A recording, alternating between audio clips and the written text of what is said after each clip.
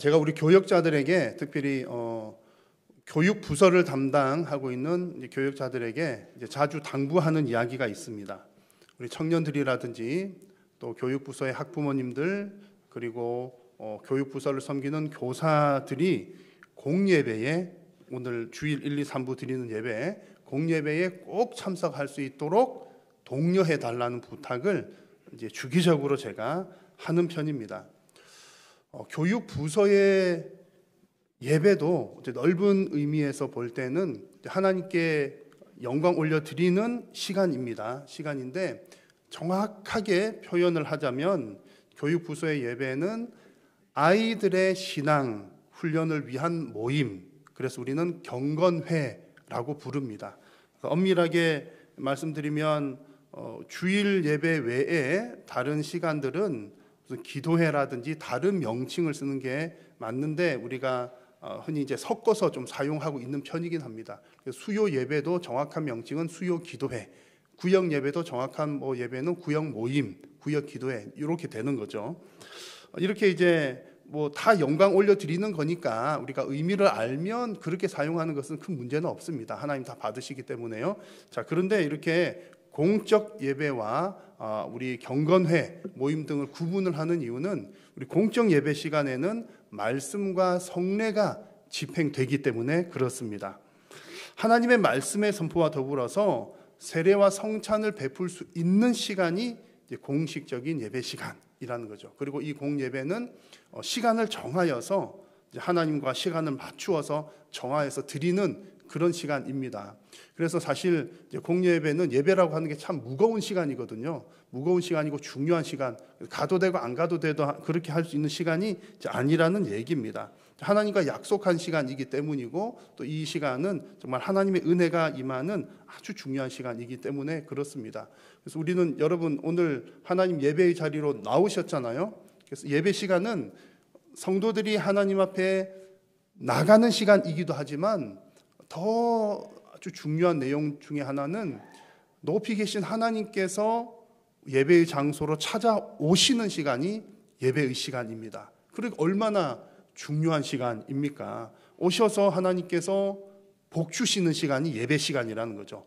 말씀으로도 복 주시고 성례 집행을 통해서도 복을 주십니다. 그래서 얼마 전에 성찬식 우리가 했잖아요. 성찬식 하면서 성찬에 관한 설교를 할 때 성찬 우리가 떡과 포도주를 먹는 것은 그냥 마음이 편해서 좋아 그 정도가 아니라 실제로 우리 예수 그리스도의 영이 우리에게 임하는 시간이다, 은혜가 임하는 시간이다 말씀을 드렸습니다. 그래서 예배 시간도요, 나 예배하면 참 마음이 편하고 좋아, 그것도 이제 맞는 얘기지만 더 중요한 것은 예배 시간에는 하나님께서 직접 찾아오셔서 복 주시는 시간이라는 겁니다.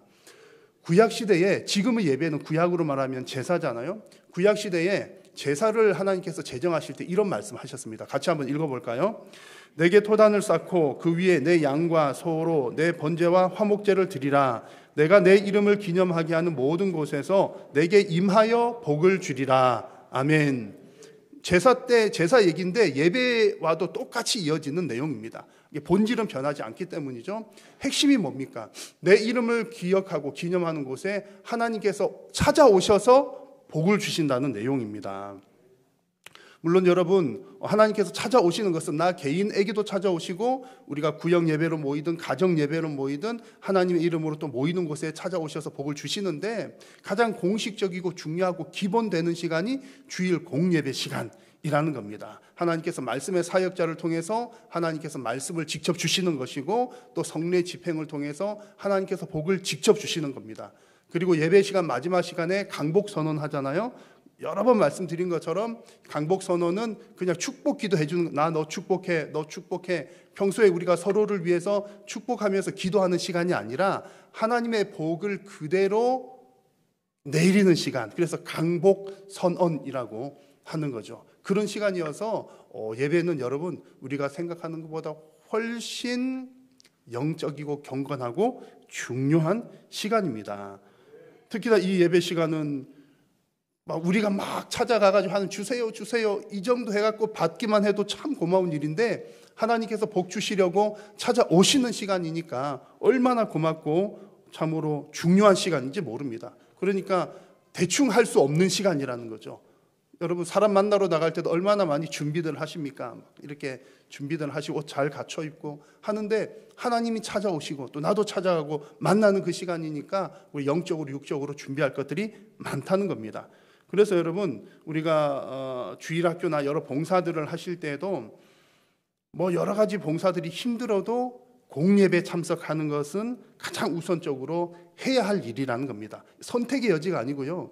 이제 요즘에는 뭐 여러 질병들로 인해서 또 온라인으로 참여하시는 분들이 있지만 온라인으로 참여할 때도 똑같습니다. 몸은 떨어져 있지만 그 시간을 정해서 하나님 앞에 나간다는 마음으로 가는 것이고 또 가급적이면 이제 현장에 나와서 예배하는 것이 가장 좋습니다.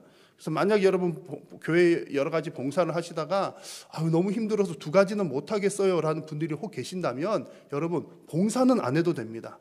봉사하는 것이 나의 신앙 자라는데 유익하지만 가장 기본은 예배하는 것이 가장 우선입니다. 두 개 다 못하겠으면 봉사를 하지 않고 예배하는 것이 가장 우선입니다. 그렇게 하지 않으면 봉사도 오래 하지 못할 뿐만 아니라 내 심령도 피폐해지기 때문이죠. 그래서 봉사보다 예배가 중요하다는 것은 여러분들의 영혼을 위해서 드리는 그런 말씀입니다. 그래서 여러분 이렇게 예배 시간이 너무나 중요하다는 말씀을 드렸고요. 그렇게 중요한 예배를 하나님 앞 바르게 드리기 위해서는 예배에 대해서 알아야 할 것들도 사실은 꽤 많습니다. 그런데 그냥 지나치는 경우들이 있어서 좀 안타까운 일이죠. 오늘 성경의 이야기는 맹인이었던 어떤 사람이 처음에는 예수님을 만났을 때 선지자 정도로 알았다가 이제는 예수님이 하나님의 아들이신 것을 알고 예배자로 변화되는 과정을 보여주는 그런 말씀입니다. 그래서 오늘 말씀을 통해서 하나님께서 예배자에게 요구하시는 것이 무엇인지 하나님의 음성을 듣고 더 성숙한 예배자로 서는 시간이 되시기를 간절히 소망합니다. 자, 여러분 우리가 너무 당연한 얘기지만 우리가 예배자가 되는 것의 첫 조건은요, 누구에게 예배하는지를 아는 겁니다. 예배의 대상을 아는 것이죠. 예배라는 말은 엎드려서 경배한다는 뜻인데 절하면서 존경을 표현하는 겁니다. 자, 그 대상을 높여드리는 거죠. 그러려면 그 대상에 대해서 반드시 잘 알아야 합니다. 여러분 우리의 예배의 대상이 누구십니까? 하나님이십니다. 더 정확하게 말하면요, 성부 하나님, 성자 하나님, 성령 하나님, 삼위 하나님입니다. 가끔은 이제 우리가 성부 하나님께만 예배하는 걸로 생각을 오해하는 분들은 조금 계신데 성자 하나님, 성령 하나님도 하나님이시고 같이 예배하는 겁니다. 그런데 이렇게 가장 기본적인 내용인데 사실은 예배에 대해서 간혹은 예배 자리에 있으면서도 좀 모르는 경우들도 있습니다. 오늘 성경에 등장하는 치료받은 맹인의 경우도 보면 예수님을 만났고 어떤 신비로운 능력을 경험했음에도 불구하고 처음에는 알지 못했어요. 그런 내용들이 나옵니다. 17절의 내용들 앞부분에 나온 내용을 보면 이제 이 맹인이 예수님 만나가지고 병을 치료받았거든요. 그러니까 막 바리새인들이 와서 물어봅니다. 너 그 병 어떻게 치료받았냐? 누구냐? 어떻게 된 일이냐? 막 그렇게 물을 때 이 치료받은 맹인이 나를 고쳐주신 분은 선지자입니다. 하나님께서 보내신 사람입니다. 라는 대답을 합니다. 여러분 대답을 잘했습니까? 조금 잘했습니까? 이 경우는 조금 잘한 거예요. 아주 잘한 대답은 아니고 틀린 대답은 아니지만 예수님을 보고 선지자 중에 한 사람이다 한 것은 사실은 하나님이 보냈다는 말은 맞지만 선지자라는 정도는 아니잖아요. 예수 그리스도께서 하나님의 아들이신 것은 아직 몰랐다는 사실, 하나님께서 보내신 사람이라는 것과 하나님이시라는 사람과는 확연한 차이가 있는 겁니다. 지금도 여러분 바깥에 지나다닌 사람들을 붙들고 예수님이 누구신지 압니까? 라고 물어보면 아마 많은 사람들은 안다고 대답할 겁니다. 이 맹인처럼요. 이 맹인도 하나님 보내신 사람입니다. 이렇게 알았던 것처럼 지금 지나가는 사람 붙들고 예수님 누군지 압니까? 물어보면 안다는 사람이 많을 거예요. 교회 안 다녀도요. 왜요? 제 기억에 중학생 때 도덕책에서 배운 것 같아요. 뭐라고 배웠냐면 전 세계 3대 성인이 있는데 지금은 4대 성인 이렇게 조금 다르긴 합니다만 옛날 배웠던 기억에 3대 성인이 있는데 부처는 자비의 대명사, 공자는 인의 대명사, 그리고 예수는 사랑의 대명사. 책에 나오죠. 교과서 나오잖아요. 그러니까 한 번쯤 들어와서 사람들이 아는 겁니다. 그러니까 아주 유명한 사람, 존경받을 만한 분, 이 정도 안다는 얘기죠. 그런데 예수님을 그저 그렇게 존경받으실 만한 분, 인류 역사에 좋은 영향을 끼치신 분 정도로 아는 것은, 예수님을 온전히 아는 것은 아니라는 얘기입니다. 오늘 성경에 등장한 치료받은 맹인이 그랬다는 거죠. 그래서 예수님께서 그에게 이런 질문을 하십니다. 예수께서 그들이 그 사람을 쫓아냈다는 말을 들으셨더니 그를 만나사 이르시되, 언제 만난 거냐면 병 고치실 때 한번 만났죠. 그 다음에 따로 헤어졌는데 그 다음에 다시 만나서 예수님께서 이 고침받은 맹인에게 물어보는 겁니다. 뭐라고 물으시느냐 하면 너가 인자를 믿느냐라고 물으십니다. 여기서 인자는 하나님의 아들입니다. 너가 하나님의 아들을 믿느냐. 하나님의 아들이라는 말은 곧 하나님이시라는 얘기고 예배를 받으실 대상이라는 얘기입니다. 그러니까 예수님의 이 질문 속에는 이제 이후에 그 인자가 나다 이런 말씀을 하시는데, 예수님의 이 질문 속에는 인자는, 하나님의 아들은 존경의 대상을 넘어서 믿음의 대상이며 예배를 받으실 분이다 라고 하는 내용이 담긴 질문인 것입니다. 그리고 예수님께서 이런 질문을 하신 이유는 또 한 가지 의미가 더 담겨 있습니다. 너가 어떤 불이익을 당하더라도 믿겠느냐라는 의미도 역시 담겨 있습니다. 지금 이 맹인의 경우는 바리새인들이 막 찾아와서 물었을 때에 그 사람 선지자입니다 이렇게 대답했더니 이 바리새인들부터 쫓겨나서 좀 피신을 가 있는 그런 상황이었습니다. 그러니까 예수님을 향해서 선지자라는 말 정도만 해도 유대인들이 되게 싫어하잖아요. 바리새인들이 싫어하는데, 더 앞선 내용들을 보시면 이 바리새인들이 이 맹인의 부모를 찾아가서 묻는 장면이 나옵니다. 아니, 당신 아들이 그렇게 낳았던데 어떻게 된 일이요? 그 사람이 누구요? 묻자 그 부모들이 대답하기를 우리 아들한테 가서 물어보시오. 나는 전혀 모르오.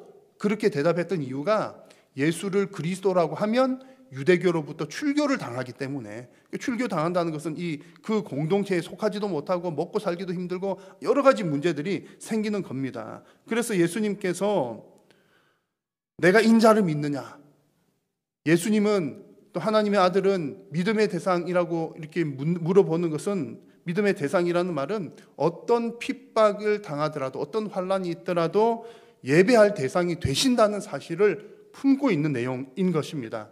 사랑하는 성도 여러분, 우리 주 예수 그리스도는 단순히 존경받을 만한 분을 넘어 하나님이시며, 또한 우리가 어떤 상황 가운데서도 우리의 예배를 받으실 분이신 줄로 믿습니다. 이런 고백이 여러분에게 있으시기를 축복합니다.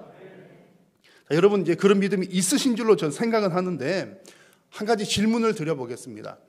여러분 그런 믿음 있으신데, 여러분 믿음은 좋은 편이십니까? 아니면 믿음이 좀 약한 편이십니까? 대답하기 곤란하시죠? 좋다고 그러기도 하고 약하다고 그러기도 하고, 그러고 좀 바꾸어서 질문해 볼게요. 여러분, 우리 믿는 사람들이 나는 믿음이 좋은 사람이야, 자신이 믿음이 좋다고 생각하는 게 좋을까요? 저는 믿음이 약한 사람입니다, 자신의 믿음이 약하다고 생각하는 게 좋을까요? 질문이 이상한 것처럼 들릴 수 있지만 너무 중요한 질문입니다. 여러분, 우리 잘 들으십시오. 성도의 우리가 믿는 믿음은요, 나 자신의 믿음을 믿는 것이 아니라 예수 그리스도를 믿는 것입니다. 근데 이게 사람들이 의외로 많이 좀 혼동을 합니다. 그러니까 나는 믿음 좋은 사람이야 라고 나를 믿는 것을 믿는다라고 생각하는 거죠. 우리가 믿는 것은 내가 믿음 좋은 사람인 것을 믿는 것이 아니라 하나님의 아들 예수 그리스도가 우리의 구원자 되심을 믿고 성삼위 하나님께서 살아계신 하나님이심을 믿는 겁니다. 근데 이제 그 하나님에 대해서는 그냥 하나님 믿습니다, 그거 외에는 사실 별 할 말이 없잖아요. 그리고 뭐 해봐야 믿습니다, 그 정도인데, 내 자신이 엄청 믿음이 좋은 것 같이 이렇게 표현하는 것은 훨씬 더 쉽습니다. 그래서 나는 대단히 믿음이 좋은 사람이야 이렇게 얘기하는 것은 믿음이 좋아 보일 수도 있지만 대단히 위험한 일인 거죠. 왜냐하면 사람의 마음은 갈대와 같아서 내 믿음, 내 마음은 왔다 갔다 하기 때문에 그렇습니다. 여러분 인정하시죠? 내가 어떤 때는 내가 막 불이 타올라가지고 할렐루야 외치다가도 어느 날에는 그냥 하나님 어디 계십니까? 기도도 안 되고 막 왔다 갔다 하는 게 우리들의 인생입니다. 그러니까 우리가 믿는 것은 하나님은 확실히 믿어야 되지만 나는 믿음이 좋은 사람이야 라고 생각하는 것은 곤란하다는 얘기입니다. 오늘 본문에서 예수님께서 이 맹인과 대화하는 내용들을 보시면 이 내용들을 잘 알 수가 있습니다. 예수님께서 이 맹인에게 너가 인자를 믿느냐라고 질문했죠. 질문했을 때 맹인이 이렇게 대답을 합니다. 대답하여 이르되 주여 그가 누구시오니까 내가 믿고자 하나이다. 인자를 믿느냐 했을 때 예, 제가 믿고 싶습니다. 그런데 그가 누구입니까? 이렇게 대답하는 거예요. 이 맹인의 대답은 잘한 대답입니까? 별로 잘 못한 대답입니까? 잘 못한 대답이에요.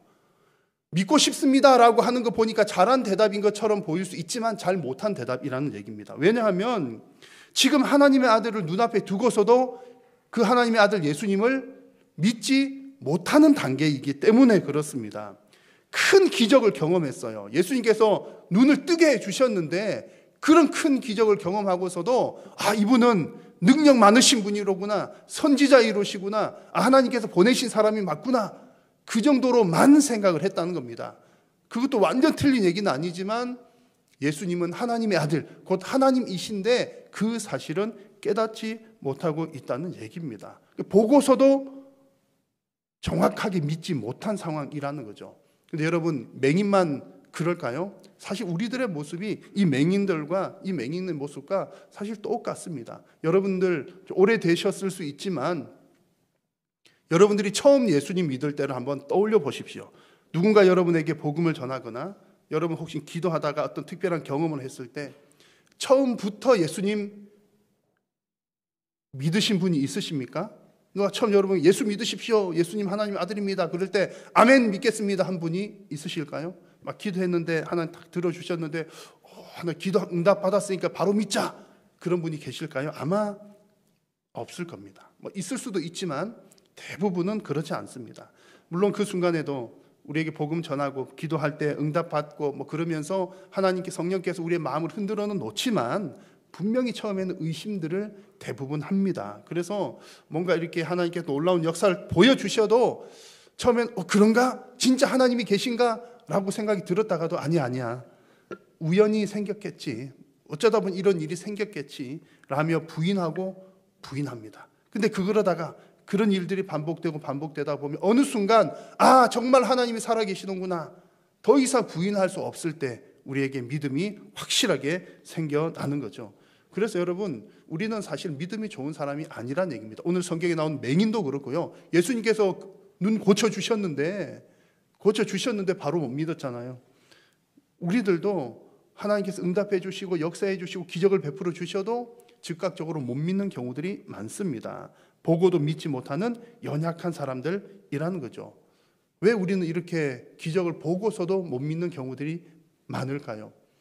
그것은 죄 때문에 타락한 우리의 연약한 본성 때문에 그렇습니다. 조상 탓하는 거죠. 아담 할아버지, 하와 할머니 때문에 그렇다는 겁니다. 죄가 이 땅에 들어오고 난 이후에는 우리가 영안이 어두워져 가지고 하나님의 역사를 보고서도 분별하지 못하는 경우들이 많다는 겁니다. 물론 하나님께서 우리들 속에 또 양심의 씨앗을 심어 주셨기 때문에 복음을 듣지 않는 사람들 중에서도 우주 만물을 보니까 이 세상을 창조한 분이 있는 것 같아, 그런 것은 있습니다. 그런 양심의 씨앗이 있는가 동시에 특별한 걸 보여주셔도 영안이 흐려가지고 흐릿하게 보이니까 즉각적으로 바르게 믿지 못하는, 그러니까 우리들의 모습은 믿음이 없는 것도 아니요, 믿음이 좋은 것도 아니요, 그런 연약한 상태가 우리들의 모습입니다. 그래서 우리는 이 사실을 먼저 인정해야 합니다. 하나님, 저는 믿음이 연약하오니 저에게 믿음을 주십시오 라고 기도해야 합니다. 우리의 몸이 건강하기 위해서 또 질병을 치료받기 위해서 기도하는 것처럼 우리의 영혼의 건강을 위해서 여러분의 믿음이 끝까지 지속되기 위해서 반드시 기도하는 여러분 되시기를 축복합니다. 그래서 여러분 날마다 겸손하게 믿음을 구하는 우리 성도님들 되시기를 간절히 소망합니다. 여러분들에게 이렇게 믿음이 약하다는 말씀을 드려서 좀 마음이 불편하실지 모르겠지만 근데 이 순서가 맞는 얘기입니다. 근데 가끔은 이런 분들이 있을 수는 있어요. 목사님, 저는 아무리 생각해도 내가 누군가 예수님 믿어라 했을 때 그 얘기 처음 들었는데 진짜 처음에 믿었다니까요, 목사님. 그런 일이 있을 수도 있어요.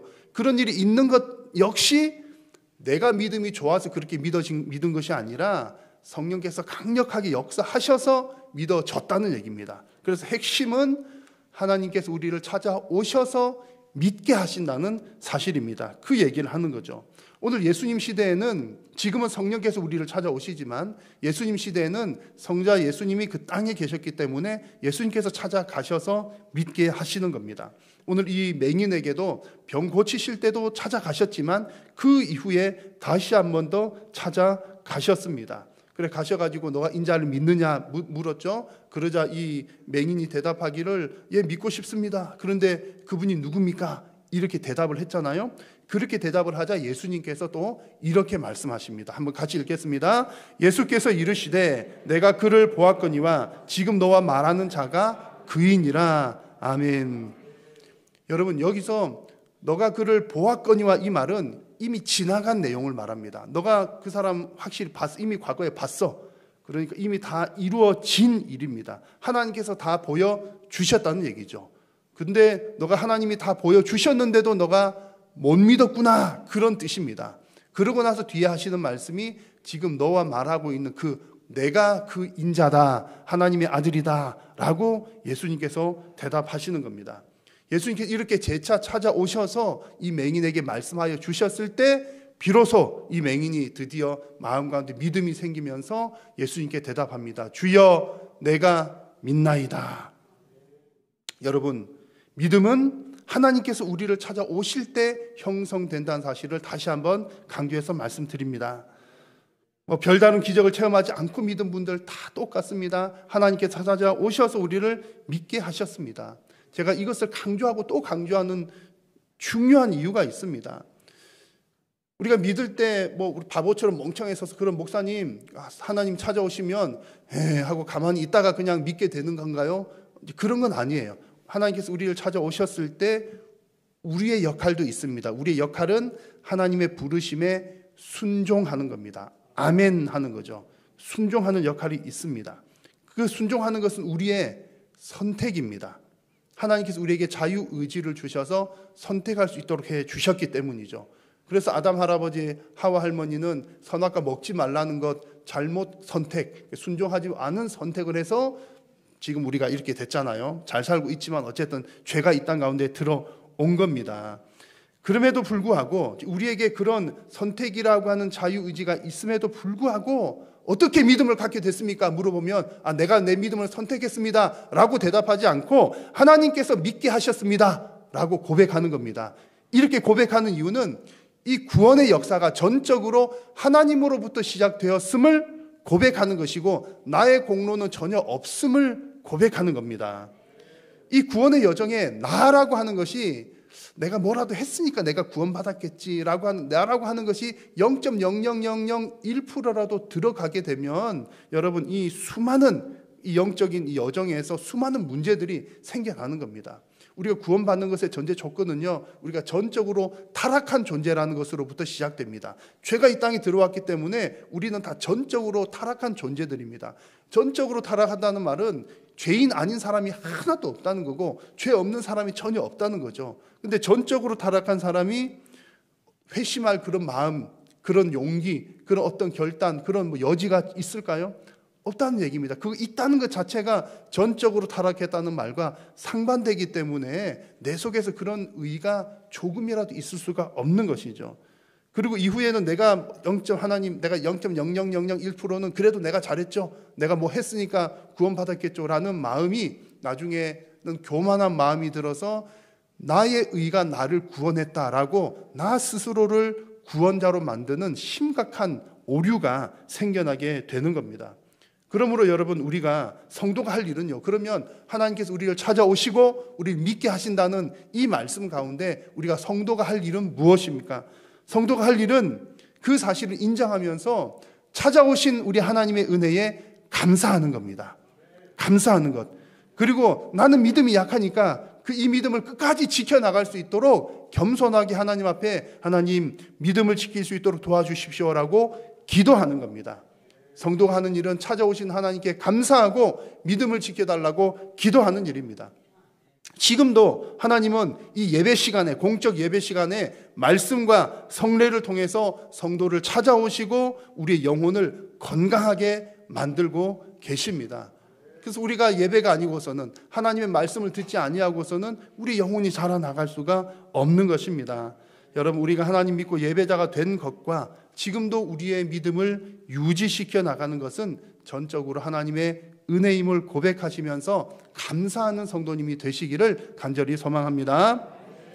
자, 이처럼 오늘 성경에 나오는 이 맹인은 예수님께서 고쳐주시고 또 그 다음에 친히 찾아오셔서 말씀하셨을 때에 믿음이 생겨났고 예배하는 예배자가 되었습니다. 말씀의 38절을 보시면 내가 믿나이다 하고 난 다음에 예수님 앞에 절하는지라는 말이 나옵니다. 절했다는 표현이 나와요. 여기서 절했다는 것은 너무 고마우니까 우리도 절하잖아요. 아이고 선생님 감사합니다. 엎드려 절하고 그러기도 하는데, 여기 나오는 절하는지라는 이 말은 엎드려 경배하였다는 뜻입니다. 그냥 고마움의 표현이 아니라 하나님 앞에 올려드리는 예배자가 되었다는 거죠. 물론 이 시대는 지금 우리처럼 이런 형식이 갖추어진 예배는 아니었지만 예수님 앞에 절했다는 것은 예배했다, 예배자가 되었다라는 그 사건, 사실입니다. 여러분, 그래서 오늘 보여드린 말씀, 이 맹인이 처음에는 예수님 만나서 병고침 받았을 때 선지자입니다 라는 정도로 고백했던 사람이 이제는 예수님을 하나님의 아들로 알고 예배하는 예배자가 되기까지, 이 여정에서 가장 중요한 것은 예수님께서 그를 찾아가신 사건이었습니다. 그게 가장 중요한 거죠. 나가 아니란 얘기입니다. 그래서 오늘 말씀에서도 예수님께서 마지막 부분에 이런 말씀들을 하십니다. 예수께서 이르시되 내가 심판하러 이 세상에 왔으니 보지 못하는 자들은 보게 하고 보는 자들은 맹인이 되게 하려 함이라. 무슨 얘기입니까? 오셔가지고 내가 못 보는 자들은 고쳐준다. 근데 보는 자들은 오히려 맹인이 되게 한다. 이게 무슨 뜻일까요? 마지막 구절을 보시면 이런 내용이 나옵니다. 예수께서 이르시되 너희가 맹인이 되었더라면 죄가 없으려니와 본다고 하니 너희 죄가 그대로 있느니라. 무슨 말씀이냐면, 성령 하나님께서 찾아오셨을 때 예, 하나님 저는 믿음이 없습니다. 믿음 주십시오. 그러면 하나님 주신다는 얘기죠. 저는 앞을 보지 못합니다. 눈뜨게 해주십시오. 자비를 베풀어 주신다는 겁니다. 그런데 성령 하나님 찾아오셨을 때에 나는 죄 없으니, 죄는 내가 알아서 할 수 있으니 그냥 내버려 두십시오. 난 눈 뜨고 다 보고 있는데 나는 뭐 하나님의 그 은혜 별로 필요치 않습니다. 그런 자에게는 회개의 기회도, 은혜의 기회 자체도 주어지지 못한다는 말씀입니다. 그러므로 우리는 오늘 이 말씀 앞에 겸손한 예배자가 되기로 결단하시기를 간절히 바랍니다. 여러분, 내가 지금 이 예배 시간에 나와 있는 것도 내가 하나님께 예배하려고 내가 정성 다하고 준비 많이 하고 내가 하나님 위해서 나왔어, 그걸로 여러분 자랑스러워 하실 것이 아니고, 그렇게 하셔야 되지만 내가 하나님, 내가 이렇게 나왔으니 하나님 고맙죠? 그런 자세가 아니라, 하나님 이 시간 누가 찾아오신다고요? 하나님께서 찾아오신다고요. 하나님, 그 높으신 하나님께서 이렇게 낮고 낮은 죄인을 친히 찾아오셔서 말씀하여 주시고 은혜 더하여 주시고 복 주시니 감사합니다 라는 그 감사의 고백이 넘쳐나시기를 간절히 소망합니다. 이런 믿음이 있을 때에 여러분의 예배가 감사와 감격이 넘치는, 정말 하나님을 경험하는 복된 예배가 될 줄로 믿습니다. 기도하겠습니다. 살아계신 여호와 하나님, 오늘도 하나님의 백성들 부르시고 말씀하여 주시니 감사합니다. 하나님, 우리가 예배자가 된 것 전적인 하나님의 은혜인 줄로 믿사오니 우리에게 더 큰 믿음 주시어서 끝까지 믿음으로 예배하는 예배자로서의 승리자가 되도록 인도하여 주옵소서. 예수님의 이름으로 기도드립니다.